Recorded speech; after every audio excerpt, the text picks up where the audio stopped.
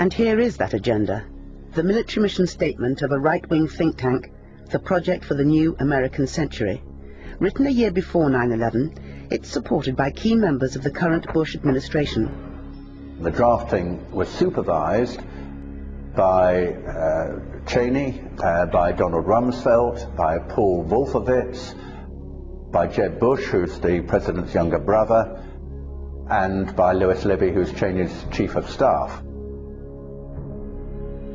This is about control over Middle East oil.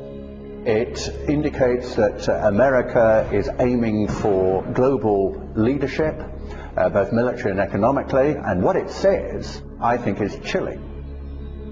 It says if we are going to transform America into tomorrow's dominant force, that's their phrase, then it's going to be a long process unless there is a catastrophic and catalyzing event, dash like Pearl Harbor.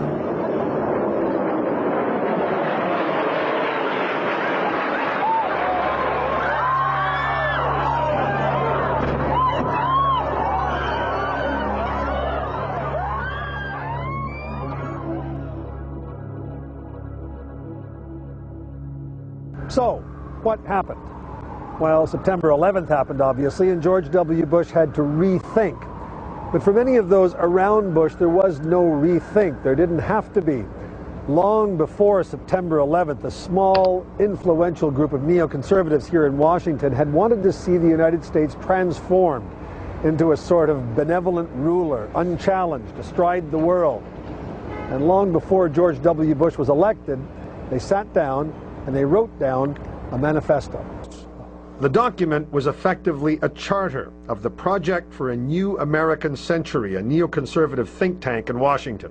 The founding members included Donald Rumsfeld, Dick Cheney, Paul Wolfowitz of the Defense Department, Richard Pearl, head of the Defense Advisory Board, Lewis Libby, Cheney's chief of staff, John Bolton, Undersecretary of State for Arms Control, like Cohen, who's on the Defense Policy Board. Much of what these men wanted is coming true. They urged that the U.S. abandon the anti-ballistic missile treaty. It has. They wanted establishment of more permanent U.S. military bases abroad. That is happening in the Philippines and in Georgia and will likely happen in Iraq. They urged regime change as a goal of foreign wars, not just in Iraq. They wanted the U.S. as a global constabulary, their word, unburdened by the UN or world opinion, preventing any challenge to U.S. dominance. But, they wrote, a year before September 11th, such aspirations are unlikely to be realized without a catastrophic and catalyzing event, like a new Pearl Harbor.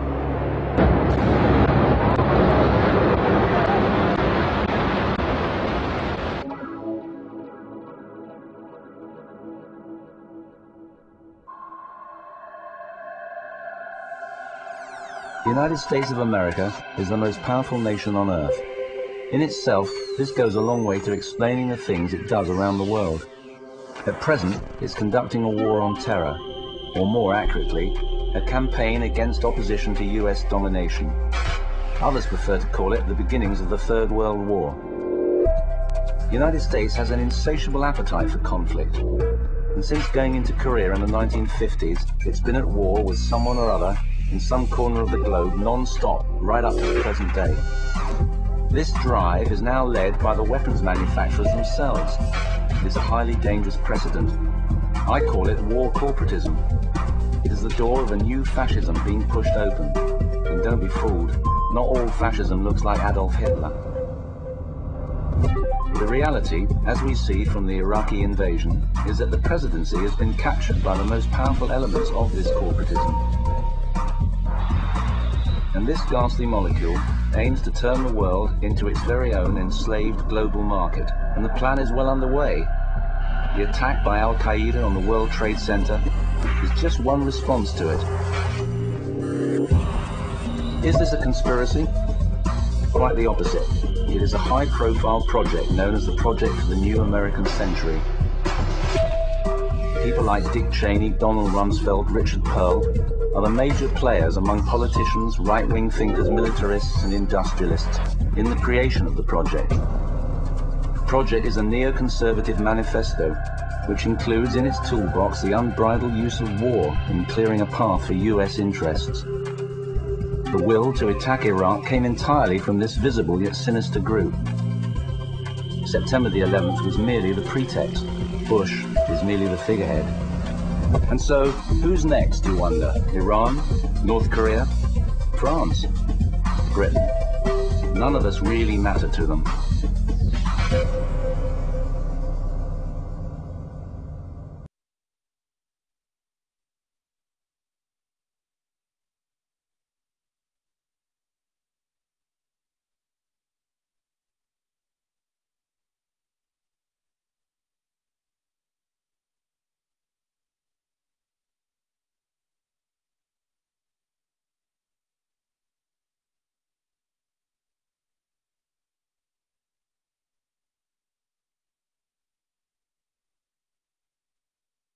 Either you're with us, either you love freedom and with nations which embrace freedom, or you're with the enemy. There's no in between. You're either with us or you're with the enemy. That's clear. I will continue to make that clear. Every nation in every region now has a decision to make. Either you are with us or you are with the terrorists. Americans are asking, why do they hate us? They hate what they see right here in this chamber, a democratically elected government. Their leaders are self-appointed. They hate our freedoms, our freedom of religion, our freedom of speech, our freedom to vote and assemble and disagree with each other. They want to overthrow existing governments in many Muslim countries, such as Egypt, Saudi Arabia, and Jordan. They want to overthrow existing governments in many Muslim countries. They want to overthrow existing governments in many Muslim countries, such as Egypt, Saudi Arabia, and Jordan, and end a way of